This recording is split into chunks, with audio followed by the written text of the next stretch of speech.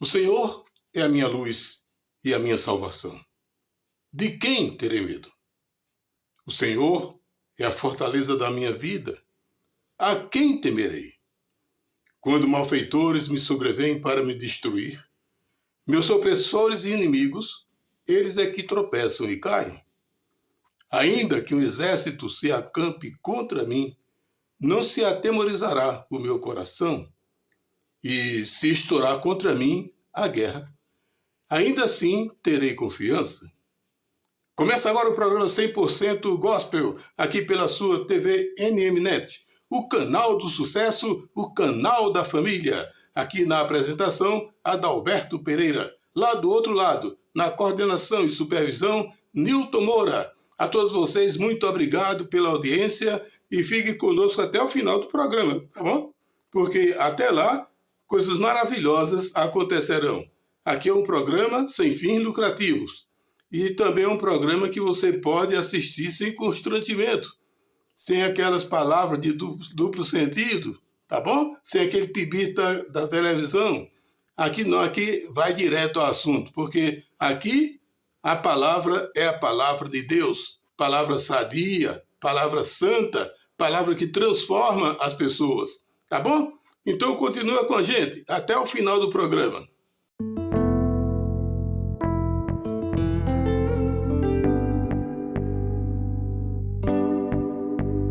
Gente da gente que se liga na gente, meu amigo Eliezer Holanda Filho, Zizo, sua esposa Dona Gláucia Holanda, seus filhos Dário, Pablo e Keila. Opa, lá na capital pernambucana. Também nosso abraço para Gláucia Maria, Yaya, e também para Carol, Du, Gabi, também lá na capital pernambucana, divulgando o nosso programa, é claro.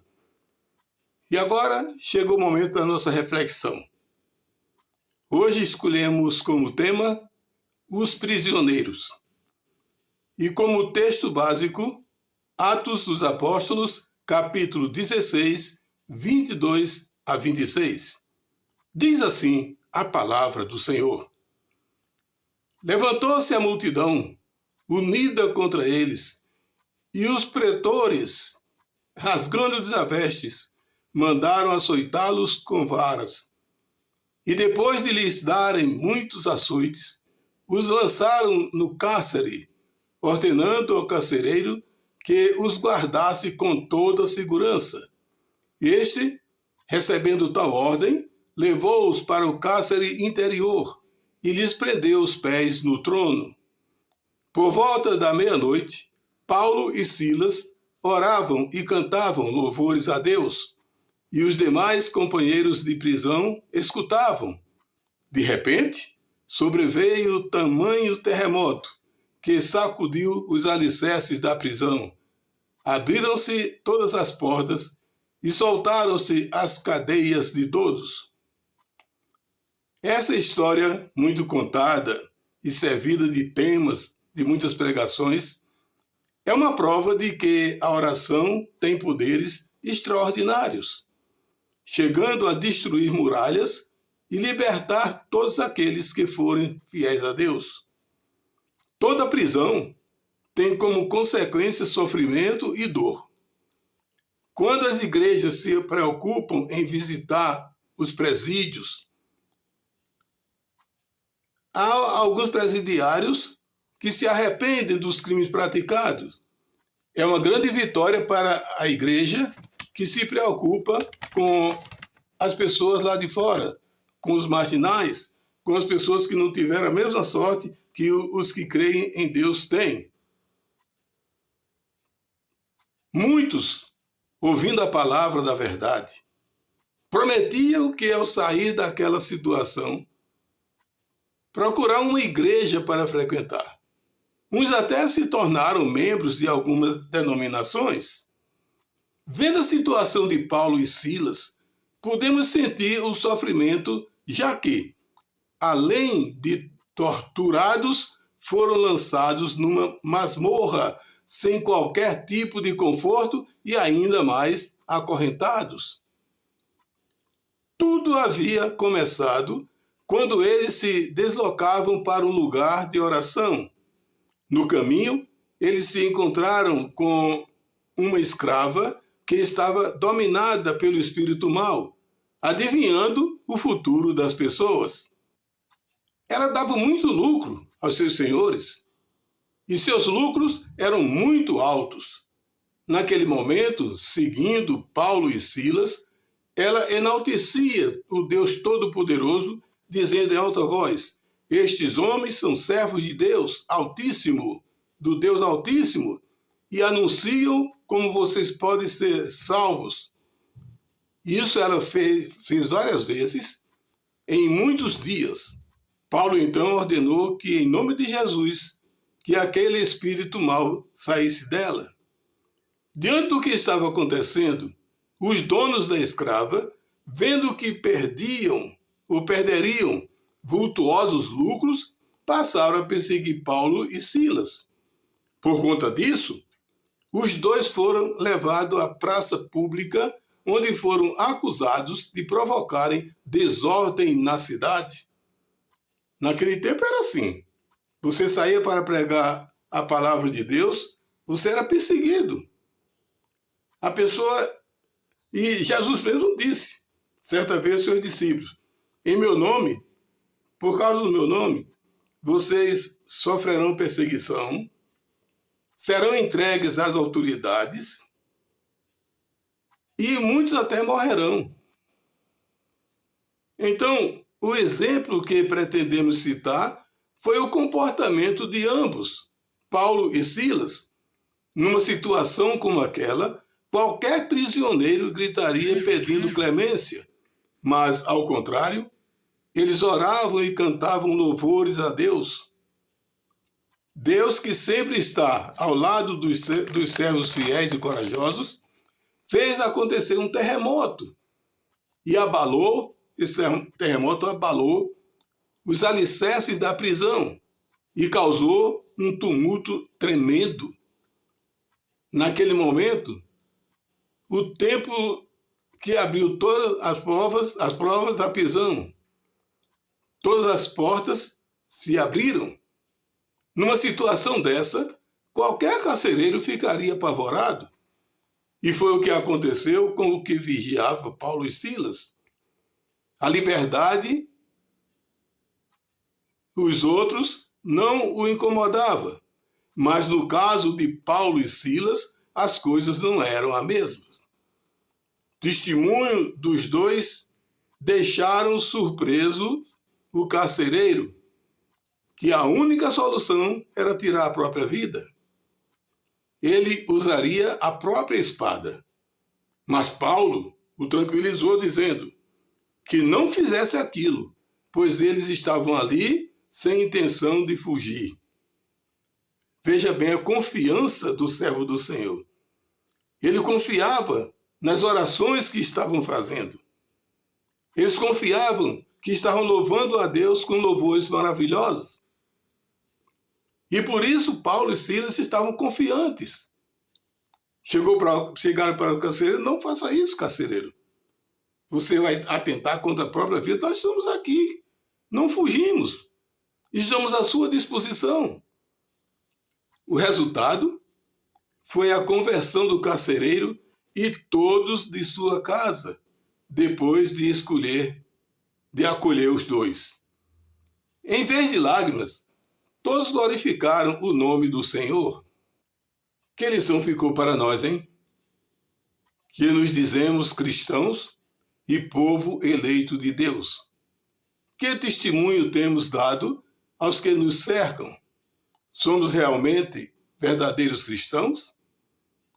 Essas perguntas incomodam muita gente. Quando nós perguntamos que lição de vida ficou para nós as atitudes tomadas por Paulo e Silas.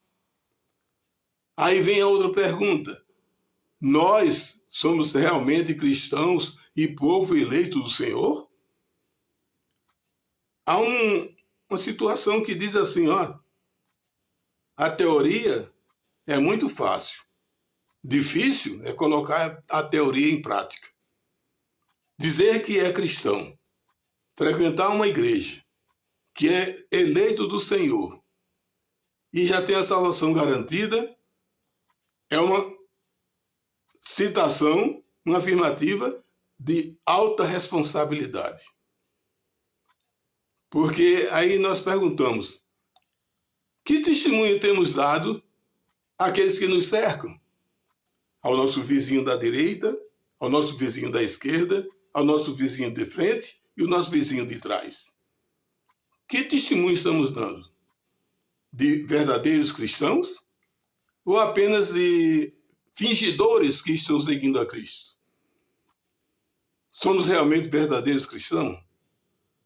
O verdadeiro cristão tem um coração transformado, um coração cheio de amor, de paz, de perdão, de arrependimento, um coração voltado para Deus. O verdadeiro cristão segue dando bons exemplos àqueles que nos ouvem e àqueles que nos cercam. Portanto, que a mensagem que deixamos aqui, com essa história de Paulo e Silas, é que nós meditemos mais na palavra do Senhor e sejamos mais fiéis. Muitas vezes nós frequentamos uma igreja, mas lá dentro da igreja todo mundo é santinho, todo mundo é bom. Todo mundo, eu vim aqui doente para sair daqui sadio, doente espiritual. Eu quero sair daqui sadio. Mas quando chega lá fora, vai praticar pior do que praticava antes de entrar na igreja. Agora eu te pergunto, o que é que você é? É um cristão verdadeiro? Ou finge ser cristão? Pense nisso. Meditem cuidadosamente sobre isso e que Deus te abençoe.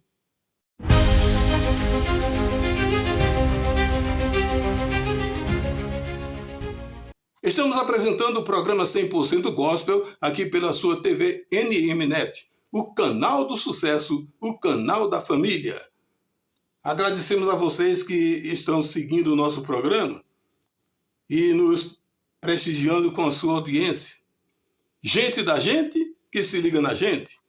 Abaixo de Deus, vocês fazem o sucesso desse programa. Um abraço aí para o Roque Costa e Dona Maria, sua esposa, lá em Marcolândia, no Piauí.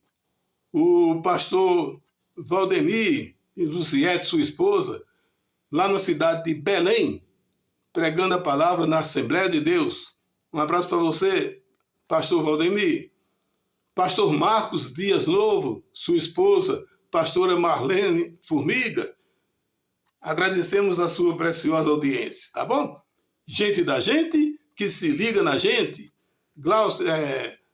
A Glaucia Maria, que a gente já mandou aquele abraço. José de Arimateia Ribeiro, o Zé Pindola, lá na cidade de Patos, na Paraíba, também ligado no nosso programa. Um abraço aí, Zé Pindola. Aquele bom dia para você, boa tarde, boa noite, a hora que você está assistindo esse programa, tá bom? Gente da gente que se liga na gente.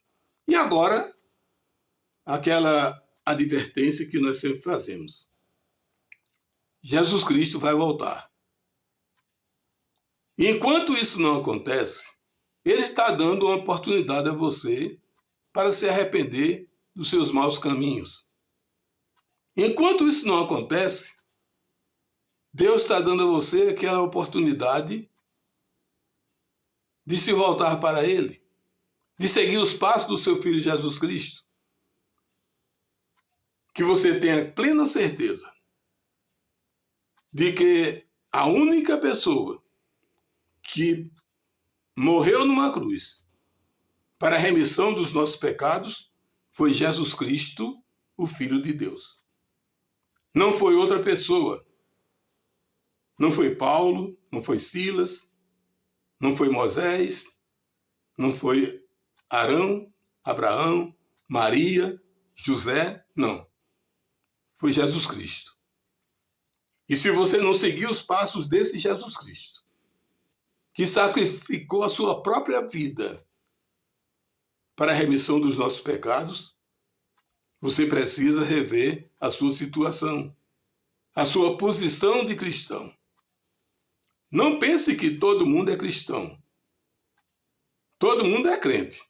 E ser crente é crer em alguma coisa. Tem gente que crê num macumbeiro, num feiticeiro.